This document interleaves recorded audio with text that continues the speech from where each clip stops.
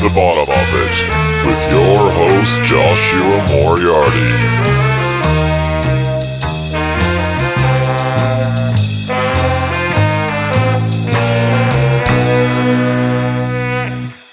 Hello and welcome back to the bottom of it with me, your host, Joshua Moriarty. How you doing? It's been a little while since my last confession. Oh God, I get to make all these jokes and there's only me here to laugh at them and you here to laugh at them in your little headphones. I hope you like it. It feels so funny.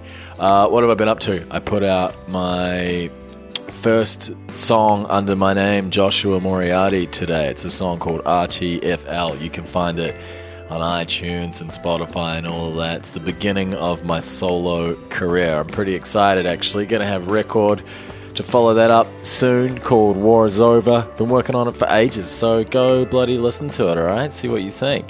So today's episode is with Nick Littlemore. He is one half of the group Empire of the Sun. He is one half of the group Pnau. He is a guy that I've admired for a long time. He seems to be able to create magic, I think. I think Empire of the Sun has something very, very special. I mean, you don't have that many listens and have smash songs like that unless you can sort of create some sort of magic energy. And then you listen to Pnau, you listen to the new single Chameleon. Hang on a minute, look out for that. Smash, one-way ticket to Smash Town. Bloody love it. And then all their other songs, Embrace, Wild Strawberries. He's a man who knows how to make things happen. I mean, Elton John, I don't know if many people know this, Elton John gave Pnau his sort of entire back catalogue to play with and make a whole new record out of all of his old sessions because he was such a big fan of the guys. How about that? Sir Elton, ladies and gentlemen, huge fan of Nick Littlemore and Peter Mays. So yeah, I met Nick Littlemore on this tour we just did in Australia called the Hot Dub Wine Machine Tour, Miami Horror. We're on the bill in Pnau as well, so we got chatting. And said I'd like to sit down with him and pick his brains about music and what he thinks, what it is to be an artist. So here you are. I went over to his studio in LA and we sat down, had a little chat, and here you go. See what you think. Nick Littlemore, ladies and gentlemen. So what are you working on right now? I thought of when I was doing this. I did this circus a few years ago. And it was real hell. Like for 2 or 3 years, I was just making music entirely for a company. Now that is Zakana? Yeah. How did that come about? They offered it to Elton, and we were recently taken on by Elton for management for his company, Rocket Music, and of course it's called Rocket Music. Right, exactly. And he didn't really want to do it because he has so many commitments, and it's a huge undertaking. But they did a deal where basically I was offered the chance to pitch on it, but more than pitch because I had Elton sort of, he would come on and write a song with me or something for the score. Yeah. So when I was doing that job, it got to a place where it was just relentless, just writing circus music every day for 3 years. It will make you crazy. Like, and it did, and I promised myself, I thought of all these other conceptual records, like the things I would do when I wasn't doing this, like in that half-imagined future which may never come to fruition, because right at that moment I was in Montreal, it was snowing like crazy. So three years full time? Yeah, but I was only living with them for like a year. Still quite a lot, isn't it? Yeah, it's a lot. The winter in Montreal was like pretty crushing, and then the time in New York, which was at the end when we were opening, and I mean, I had a lot of meltdowns. Obviously, like, I have a reputation for being an emotional nightmare anyway. Like, right, okay. I mean, like most artists are, and whatever. We allow ourselves to lose our shit sometimes. Yeah. I'm not like cruel or violent or anything. I get overwhelmed by the emotion of things, and when you're exhausted, really exhausted all the time doing stuff, and then they pile more work on you. Did you know it was going to be that? They kept telling me early on how full on it is, and you wait and see. And it's like, okay, cool. I'll wait and see. But I didn't really, you don't know any of these things. You can't know what climbing a mountain feels like until you climb a mountain. Or but that was just you didn't do that with Peter? No, yeah, it was just, I wanted to do something on my own to see because I've done everything my whole life really. With Peter Mays? Well, with Peter or with someone. Yeah. And I used some arrangers and some friends along the way, but it was really on my shoulders. And and I hadn't done that jazz course we were talking about earlier, so it was really complex. And I needed scores for everything every time we had a rehearsal, so they gave me an assistant, which, they all give everyone, and he was working overtime making scores, and if he would fuck up a chart, I wouldn't know because I can't read it. Yeah. I need to hear it again and go, hey, what are they doing? So, yeah. Anyway, I promised myself I would make one of the conceptual records I promised myself I would make. While you're in the thick of this thing. Was kind of a record for someone that had everything, or maybe someone that had nothing, but that would sum up where we are in the world, or what the world is, and what it is to be alive and to hear, to listen, to experience. And I wrote a kind of chart down for 10 sorts of things that might bear witness to, godliness on earth, or just something beyond just, going and trying to make another dance record. Yeah. So I've been working on that. And actually, so that's happening now. Yeah, I've written a few things and just trying to toy around with the idea. And I wrote the very first thing that I did for Cirque when I was pitching for them is I got 15 musicians in a huge warehouse in London. I was living there at the time. Like gypsies and illegal immigrants and all kinds. Through a friend, who knew a bunch of Cubans who were living there, who'd come on tourist visas and were just playing, pubs and all that kind of stuff. So amazing musicians, like the real lifeblood of Cuba kind of thing, but they happened to be in Seven Sisters in, like, not the greatest, most glamorous part of London, but it was amazing. Of course. So I made all this stuff, and I promised myself some of it I'd use for something one day, and then it's all kind of come full circle. So it's weird. Wow. So yeah, I'm just working on this now. I heard this when I was walking in, yeah. It's kind of cool.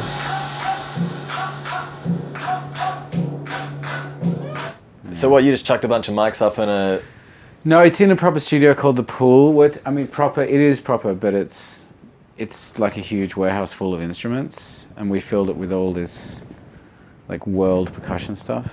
Yeah. And all these different musicians, but everyone can play percussion on some level, so I got them to put down all the instruments, and we just went percussion, and that's what this is.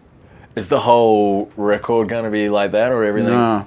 One's a saxophone and a symphony thing. It's not a symphony, but...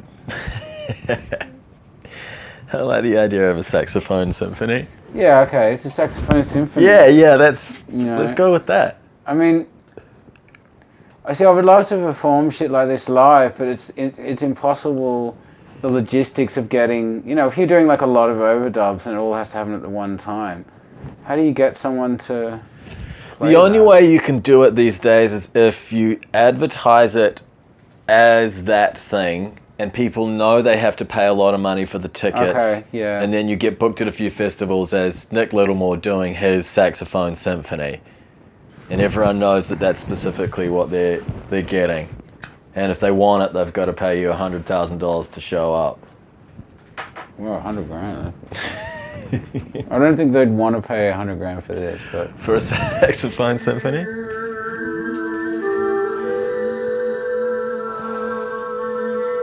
It's more that maybe it's a symphony of wind. Then this flute player could do the Tuvan singing. Right. I didn't know he could, and then we started talking about it. He's like, "Oh, I can do that," and I'm like, "Oh, let's do that."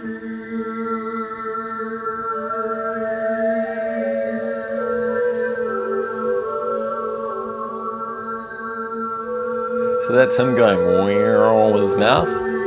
Yeah. I wish I could do it.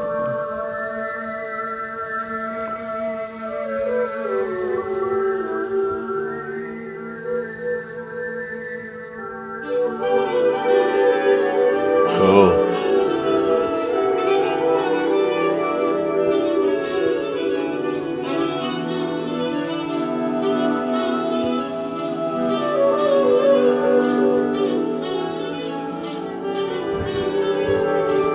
Yeah, that's the Sax Symphony anyway. So Do you?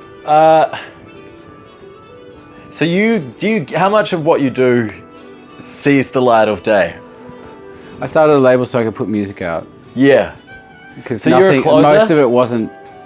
Yeah, but I had nowhere to put it, so I wouldn't mix stuff. Okay. But then I made a decision to come to fulfillment with all the things that I've done and all the people that I've worked with that I promised that we'd do something and all that kind of stuff. Yes. I decided to kind of make a promise to myself, kind of like AA when you go around and say sorry to everyone. I thought, oh, well, I'll just go around and make a record with everyone. And start a label and just sort of start putting stuff out, you know. So are things coming out already? I'll put out 2 albums, and I'm trying to put out the 3rd one in a few weeks, and the 4th one a few weeks after that. And what, it's under your name? It's Littlemore Music is the label, and the project is just my name and whoever's name I would collaborate with. So Yes. they're not the easiest thing to find in that way, because it's not like a uniformed way it's written. Well, when you think about Miles Davis and those jazz guys, they would collaborate with everyone. Yeah, But they would use their name as the brand for that particular that's true. record. You had to look in the liner notes to know. Yeah. So if you're the one who's kind of doing the heavy lifting or making it happen, it wouldn't. Yeah, but it's in the spirit of No, I making agree. records of people that, I can make records now, so I think it's cool I to want have to their just name. do that with people who don't maybe have the opportunity to. I mean, some of them do, like some of them are making records, but they're not making weird records, and these aren't commercial ventures. They're more ventures in sonic exploration. I don't know. With the things that you do that are commercial though, so let's say Empire of the Sun or Right. Pnau, you're still putting your heart and soul into them. You don't see them. I don't think musicians, even, I was meeting with a guy the other day who's done all kinds of amazing things, a much older guy. And one of the things he's doing now is he does a lot of the drug ads you see in America, like, Okay. if you've taken this, you may suffer from vomiting, diarrhea. Edward does the music for There's the them? music for some of those things, but they're still beautiful if you listen to them in isolation. It's not like, I don't think you approach anything thinking, oh, well, I'll just bash this out. It still you have to have some Well, I kind guess of some feeling people do. for It feels like some people do that. Yeah. I guess. But obviously, I'm the same. I can't be involved with something if I'm not into it in some way. Even if I have to switch my perception or perspective of what it is I'm doing, I still have to find enjoyment or be passionate about it. Otherwise, there's just no way to be motivated to get it over the line. Yeah, I understand that. And I think also, like, the mind, like, what we base everything on is, we go for things we like, the complement things. Yeah. You obviously like a lot.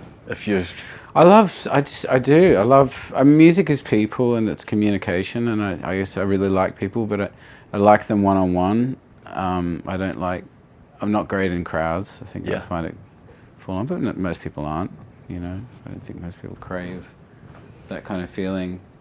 And I guess by making a body of work with each person, you go quite deep with them, but quite quickly. Yes, I definitely agree. And usually with co-writes, you go deep with someone and then it doesn't come out and doesn't mean anything. You're just sort of throwing all this stuff at a scratch pad.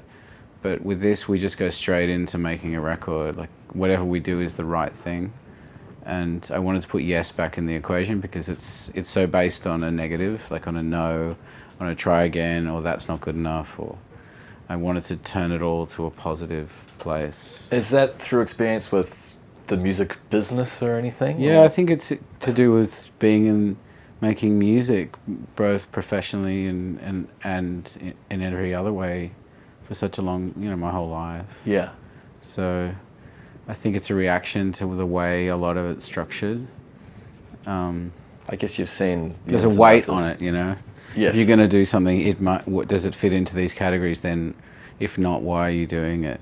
Is there big pressure on Empire of the Sun to be something from outside sources? Yeah, I mean, I think any band on a major label gets that kind of thing, and if they don't, maybe they're not getting the amount of attention, so maybe that comes with it. Yes. I don't know. So that's 3 records you've done with that group now? I think so, yeah. So it's you, Luke, but then there's Peter's involved. Yeah, Peter mixes most. Well, he mixed the last record. We get some of the singles mixed by other people, but on the last one he did, I think, everything. Yeah, he's been my collaborator forever, so... Yeah, you've known him since you're a kid. Yeah, and we understand each other on such a cool level that if I'm doing a project, I feel like my right hand isn't there if he's not part of it, often. It's good to do things without him for the fact that, try and struggle without him, but obviously doing it together, I feel much more a complete picture. Yeah, if someone's been there through all of the things that you've been through, so many conversations and so many ideas they can... Yeah, all the references. And it just becomes... Language. Yeah, absolutely. Like so many things. I like Terence McKenna, that psychedelic prophet. I listened to him a fair bit, and he was saying, basically humans have evolved through small mouth noises, and if you have a long-standing relationship with an individual, they're very specific, those small mouth noises, that they may sound like the same conversation you could have with someone you don't know very well, but you could be saying something entirely different. That's very interesting.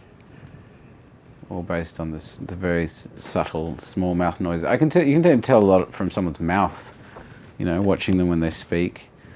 Just even the ones where someone else is talking and you're with someone who's very close to you, they say something and you and your friend lock eyes for a second, just basically acknowledging, did you hear what they just said? But so subtly.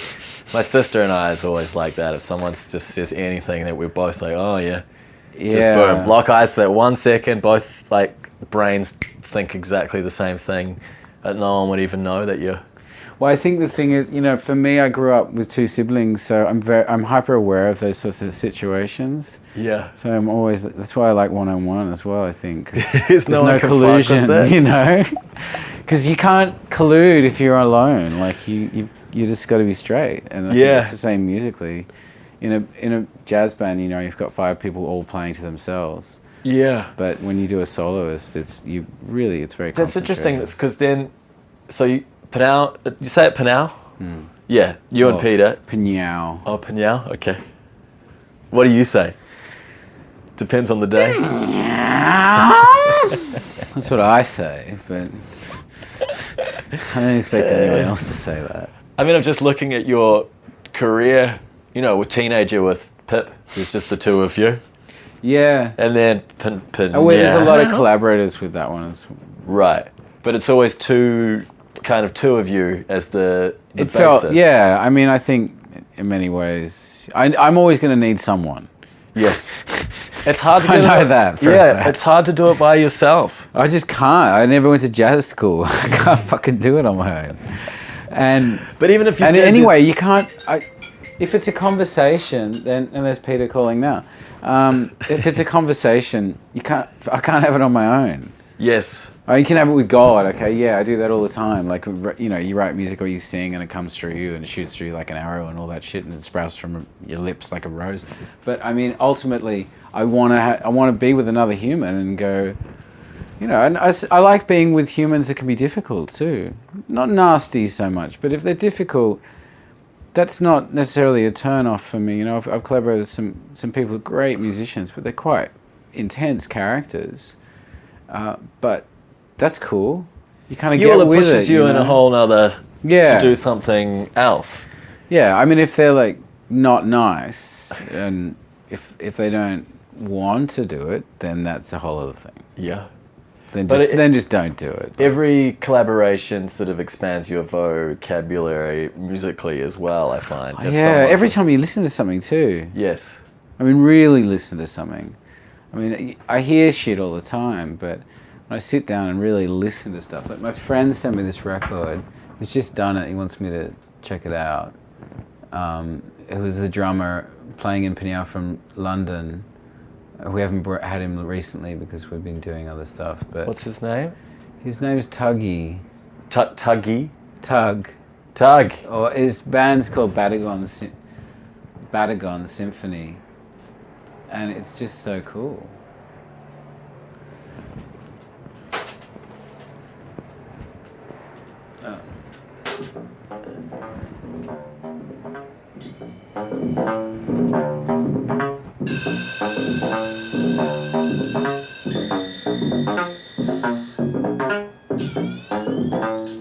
So it's all drums, but hooked up to the drums are analog components. So you're triggering all these synths, but all with a human, like a human sequencer.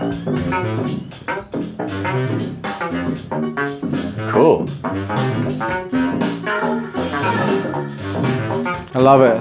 Brilliant.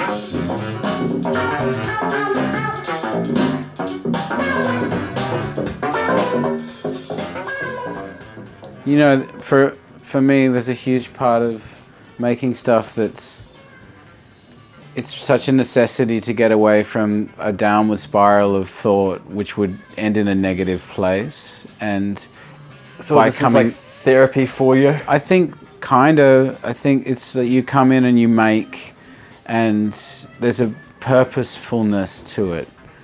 And it doesn't really matter what you make. But just to go in and do things, it's really important. I mean, is that, just to have a purpose while you exist on this planet in general? No, I think left to our own devices, the ego can just send you into a shit place. And when you start playing and you're really in a moment, you're not thinking about that.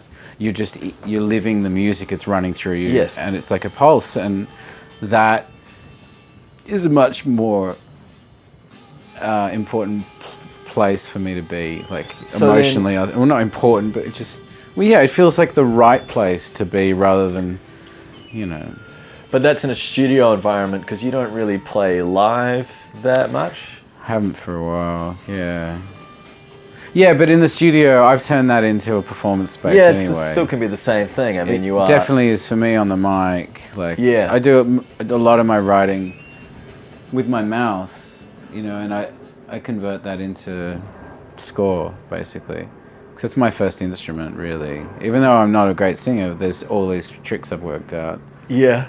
Yeah, I worked out a whole way around, a backdoor to every possible equation in music. One way or another. Yeah. So you don't enjoy playing live much, or you don't like being on the... You do? Great. But it's just being on the road that you're not so... No, I like that too. I mean, it's just not... I like making stuff probably more because I want a record of everything, but then I wasn't putting it out, I was just making it, so... Now I feel like I'm in a place where I want to just keep making because I'm putting it out and in that cycle and dedicate sort of 10 years to just trying to put out, 5 to 6, 10 albums or 10 things every year. Yeah. And just trying to get through a lot of stuff, because I don't feel like I've talked enough with other people.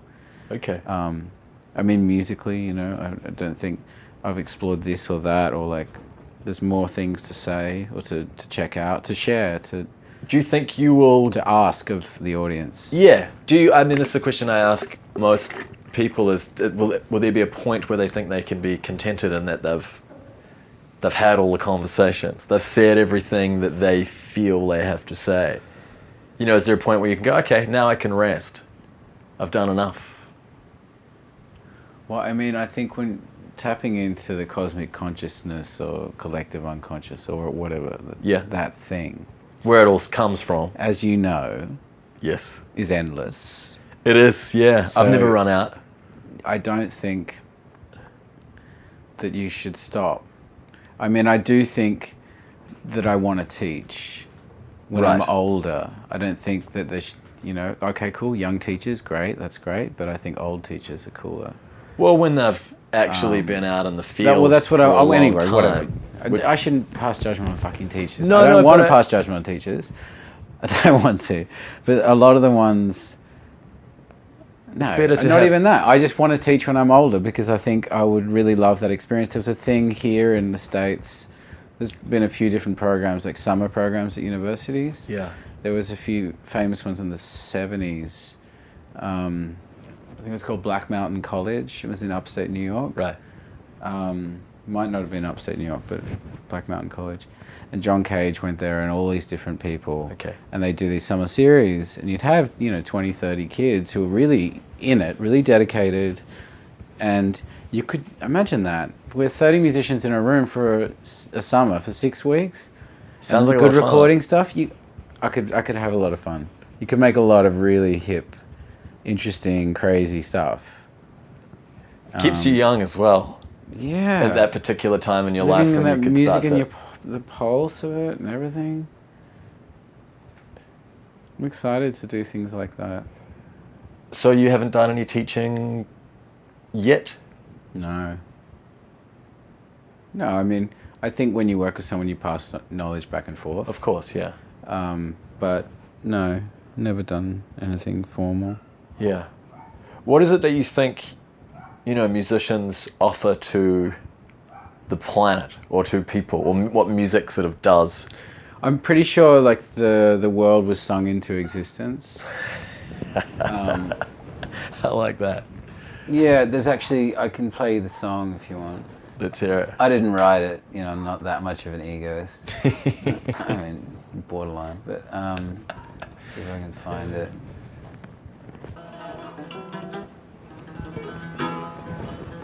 Who is this one? Who do we have here? This is Moorish music from Mauritania. That's actually the name of the album. Moorish music from Mauritania. Khalifa Oud Aidi. سلام على قبر النزار من البعد سلام سلام على قبر النزار من البعد. Now, obviously, that's not the song that brought the universe into existence, but what it brings us to is song lines and the Aboriginal way of telling history, where they would pass on an oral history to each other. The same way I'm trying to evoke that, tapping into the ley lines of the cosmic consciousness as they float above you, in a way like these Two Leaves records are kind of just tapping into that. I think you do that when you write anyway, but I wanted to take a longer continuum, like half an hour. It's a sort of a flow from half an hour. They're kind of prayers, I guess. How do you have a specific way of tuning into that consciousness? Is it through drugs and alcohol? Is it through meditation? Is it just through... I've used psychedelics in the past, but not when in a writing context. I don't need it. I think when you start playing, you stay in it for long enough and you get into the goo of it. I used to be really...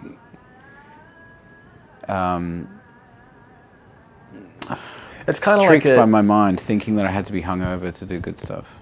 those things are sort of, I guess, a portal into having the ability to see what is out there. And once you've seen it, like you could take one trip, see it, and then never have to take another trip again because you can become aware of something's existence. But I guess some people... To a point. I mean, yeah, Fellini said, oh yeah, I see that stuff anyway. Yeah, well, some people just see it.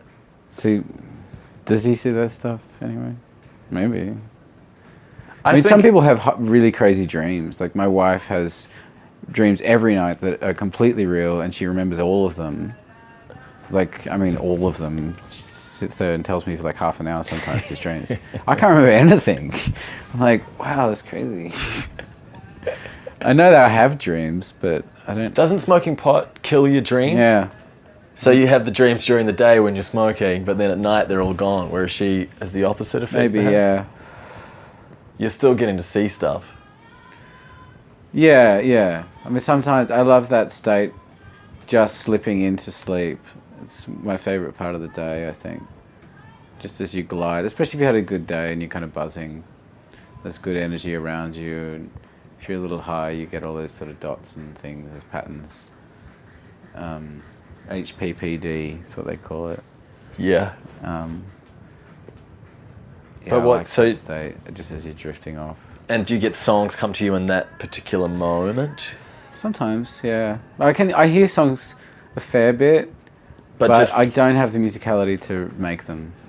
That's right. So but obviously you must do the sing it into your iPhone. Yeah, but I hear full, Yeah, I have the same thing. Yeah, and it's really hard to translate it. You can. I can do it maybe better than you a little bit, but I still struggle. Like if I turn this music off, you could probably just hear a song in your head now. I can kind of hear that song still going. You could hear another one though, right? If I need to, yeah. Right. Yellow Submarine. And okay, with like just not a known song, like just a made up song. Okay, I've just got to make one in my head right now. Ah, damn it. Just a little loop, whatever. Okay.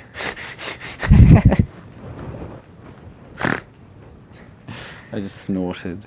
I got it. It's just a blues lick loop. Okay, that's fine. Yeah. Oh, so you probably could make that then. That's the whole point. Yeah, but in terms of actually just trying to make the songs, I've had the songs come to me in my dreams with relatively elaborate-ish chord things, and I just do my absolute best to try and get it while it's still fresh. Oh, that's great. I've never done that. Yeah, but I've explained this before to other people I've talked to. It's like this very tenuous, delicate bubble. And if you play a wrong note while you're trying to manifest it into, on the guitar or whatever, you can pop the bubble and the whole song can vanish. So you've got to be really, really delicate in trying to figure out what was in your head. Yeah, that's a trip. It's really difficult. So I'll usually kind of get it as close as I can. Yeah, I think I've done that with writing stories of what I've dreamt. Yes. And then that makes sense. Maybe try and serve it, having not remembered all of it. Try and serve the spirit of it. Yeah. But I guess there is this infinite amount of ideas that just... And if that's going to keep coming to you, you're going to continue to... Well, I was thinking of that when you were just talking, that whenever you hear a piece of music and you automatically hear something in your head like, you should put it down. I think of that because that happens often to me, and I don't... I just go, oh, whatever, that's just whatever. I try to. Because often they're whatever. Yeah, well, they are, but... Maybe I should follow it anyway. Like, I have two modes. I have the assessment of whether it's whatever or not.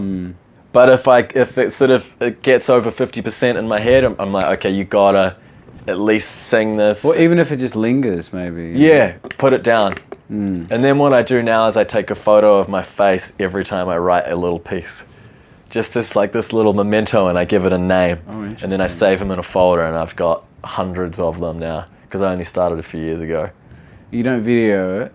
No, I just take a photo and have the text. Yeah, and then just the name of it. And then I thought one day, once I have thousands of these photos, I'll turn them into one of those giant photos of my face from all of the small photos. Yeah. Thought that could be quite fun. Them all too. Yeah, just as a little reminder of what you have to go through just to actually get stuff that's worthwhile. How much junk. Yeah, and I just wonder, like, what is the filter that says that an idea is worthwhile? What is worth pursuing and what isn't? Like, it's just up to you, right? Or your collaborator. What is that makes up us that we decide these things? Is it everything that we've experienced up until this point? Or and every song you've heard, you judge it compared to whether something else was worthwhile. So where did Chameleon come from? It just came from there, like... It's got a magic to it. You just had a loop that sounded, vibey. You made the loop out of your brain? Or you were just mucking around? I don't know, you just knock something together. Yeah. I mean, that part of me is slightly different. Then you sort of make it and you adjust it until you start to feel the trance or whatever. But for me, when I'm on the vocal, once the groove is happening, then there's something to sing to. Or just a cappella, whatever, you can do that way. That is the real connection of where things just start coming. And you kind of forget what you're doing and it's still going. You're still singing. And I think that's the exciting bit. And that's what we did. We did it with a singer, with Kira, where I would sing something off the top of my head for 2 bars or 4 bars, and then she would sing, repeat exactly what I've done. And we did that for about an hour and a half, 2 hours. The first session we ever did. And out of that, we just sit there and edit it. Pick the best bits. Exactly. Loop it up, MIDI it up, whatever, write words, blah, blah, blah, all the usual. But most of it was in that. Did you get anything else? So that was the first session, you just did that one song? Yeah. Any of the other ones as magic as that, do you think? I mean, I didn't think it was magic, so I don't know. Like, I really think it's up to other people. I always felt music is not for the person that makes it once it's out. But so you've never predicted from anything you've done its potential reach, or, you know, with Empire of the Sun or anything like that? What did you just think? Oh, this is cool, this is special, but not. I thought it was special. Like, I mean, but I think everything's special. But I think everything is special. Yeah. That's the thing. I mean, I think if you have the privilege to make music and share it with the world, make it special. Yes, of course. You're going to make special things. So even you don't... if you're making a drug ad, you know, if you're making a prescription medicine or whatever. So you put the same amount of passion into everything that you're working on within reason. But obviously time, you spend certain time on some things. Yeah, of course.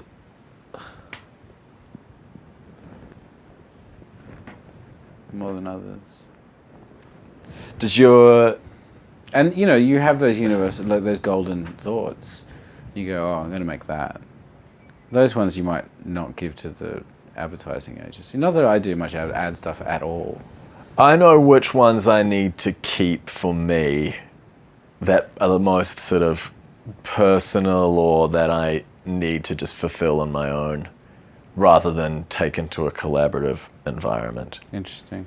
Yeah, because there's some things that I think are just too specifically me. But musically, and you feel totally capable of realizing that? I still will need collaborators, but I'd know... But under your direction, kind of. Yeah. Your production. Yes, with my sort of vision. Yeah. And something that I would want to put mine... Like I said, I just put out my first... And did they, like, those ideas, I mean, you're saying they come from dreams and other places. So the ones that you hold on to that are specifically for you, are they only the ones you come from those places? No, they can be from anywhere. And the same, you would offer those ones up as well to other people, like the ones that come from... Yeah, sometimes, subconscious? Yeah, absolutely. I think it's just more so when something feels... I guess I know what me is as a project, sort of. Right. Like, you must have songs you go, okay, that'll work for Empire of the Sun or Pnau. Yeah, there's a feeling. Yeah. There's a feeling. And I'm the same with mine. Every time we do Pnau, I don't really know what the feeling is. But Empire is very clear. Yeah. Even though we're always trying to deviate, it's like, well, but that's the feeling. We actually nailed it for once. Like, it's a strong project. Because of the feeling. Yeah. As long as we stay to the formula. The formula is just that feeling. However you can achieve it, you know, to a certain extent. Are you working on a new one with Luke? I just wrote a storyboard. We went to Japan to shoot a video, which is coming out soon. And you both went? Yeah. And we did a little bit of recording there, and we just had a great time. He'd never been to Japan. Right. And it was fantastic. It was a great trip. So we're going to go back soon. And I was kind of inspired by that trip to write a kind of film, a weird 48-page psychedelic journey or something. And I got it drawn up by a storyboard artist here through a friend who knows people. So you don't have any problem with motivation to get... Well, I'm trying not to. I'm trying to just be more fluid. More coffees? No. Just, it's really, and I was thinking about that in terms of teaching. The number one lesson would be, and it would have to be a lesson that continually you teach, is that just go forward.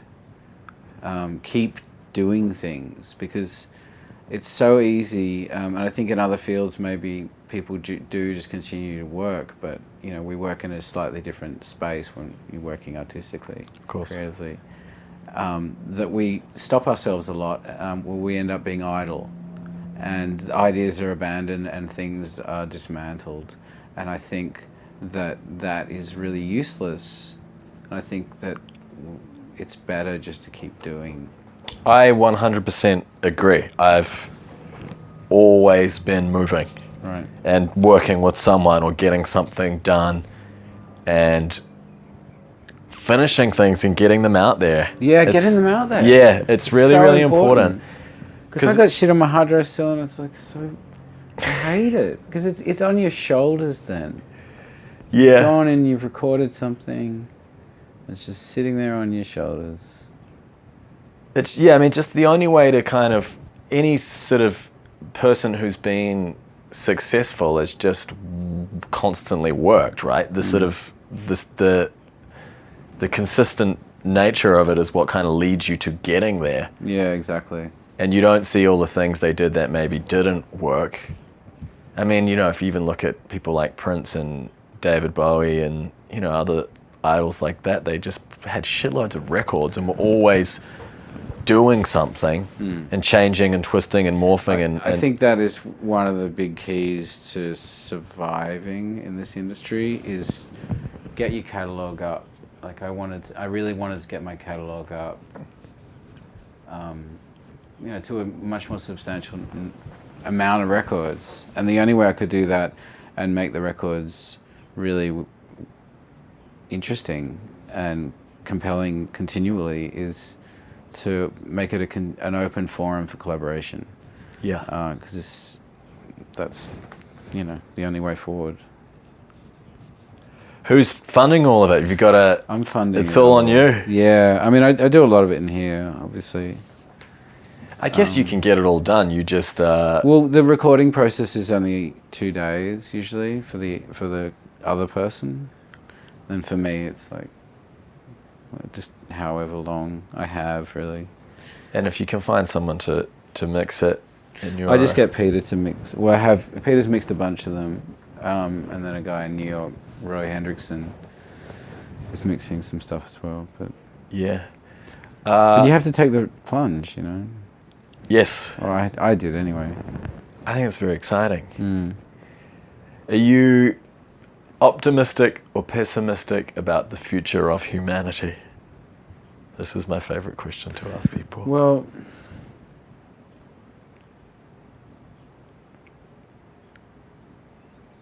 I think probably ultimately I'm optimistic.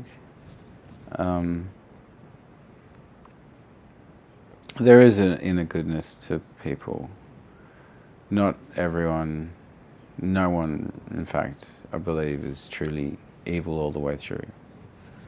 So I think, there's a lot of bad things going on in the world in terms of the way the environment has been shifting, and just the ignorance that is prevailing continually, even though we know so much more information, and information now is more readily available than it ever has been. We're still going into this terrible place. It worries me when I start to think about it. I try not to think about it. Just keep working.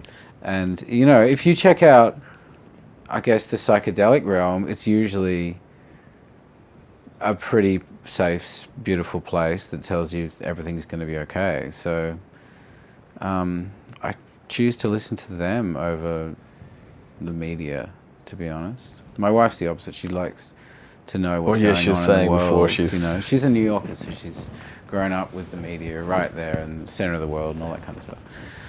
But I like that I'm kind of a bush baby, I grew up in northern Sydney, and just the backyard was the bush that went on for miles, or kilometres, I should say. And it was great. And I still find myself in those spaces. That's why I put the studio in the garden like this. You're sort of maintaining a youthful naivety to your life Yeah, where possible. I mean, this is basically a dirt floor. We had a shed when we were kids, and when Peter and I would start making techno, we just had, one or two things. We had like this synth, and Yeah, you got a lot of sense in here. So, yeah, not much has really changed. I think being an artist or being in a band or whatever it is just that ability to maintain your youth, really. It's all pretty silly. Like, we're playing... Yeah, but Luke Steele's playing dress-ups. Yeah, playing make-believe and making, like, beautiful, weird art. It's just, you kind of need to keep a little bit of that spirit of... I think that's a huge part of music. Is a form of escape, and when you still believed in magic, is the space you want to. That's where you want to preach to everyone. And people, memory plays a huge part of music, whether you're attaching a new memory to it or it evokes a memory for you. Something emotional usually comes out of it. We always played around with that, especially with Empire, the memory thing. Why it sort of sounds like maybe a song you heard in the 80s, but yeah, there's a nostalgia to it. Yeah, absolutely. There's a goo, and we treat the audio in a way that it's all sort of, maybe it was recorded on a cassette a few times, or it's been left out in the sun or whatever. And Luke has a very like a cartoonish voice in a way. Yeah, he does characters. There's this, people have all these different characters, I guess, but he has this sort of beautiful child inside of him that comes out vocally. It's this softness, but it's kind of balloons out like a zeppelin or something. Yeah, I'm always kind of fascinated by his voice. Yeah, he's got it's so unique. It's you hear it and it's him. Yeah, there's no getting away from it. Yeah. Man. Hey, I think that it might do it. Okay, cool. yeah. Well, there's plenty more we could talk about, but no, that was great. That'll do for On the Record. Thank you very much, Nick. Thank you for taking the time out to have a chat. What a guy. I really enjoyed sitting down with him. He's very thought-provoking, interesting, captivating fella. Afterwards we listened to a whole bunch of pieces of music that he's made. Man, so many ideas. I definitely believe he can put out all those records that he's talking about. He just sort of sounds like he pursues every musical thought that he has. So I admire that. He's a closer. He's a man who gets things done. It's very cool. Hey, so check out the latest single by Pnau called Chameleon. I bloody love it. I think everyone in Australia loves it too, and it's starting to find its way around the world. He said it's doing good in France. I think there'll be some other places in Europe it's going to catch on. Where Miami Horror was DJing it in Colombia the other day, people were feeling it, so yeah, it's still got legs. That's what happens when you create a smash like that. Also, Empire of the Sun's new record, Two Vines, check that out. Man, just keep an eye on Nick Littlemore. I think he's brilliant. I think he's got a lot more to say, and he's got a lot more magic in him. Cool, thank you very much for tuning in to the bottom of it. More episodes coming soon. Check out my new single, RTFL. Good boy, blah, blah, blah, blah, blah, blah. Thank you.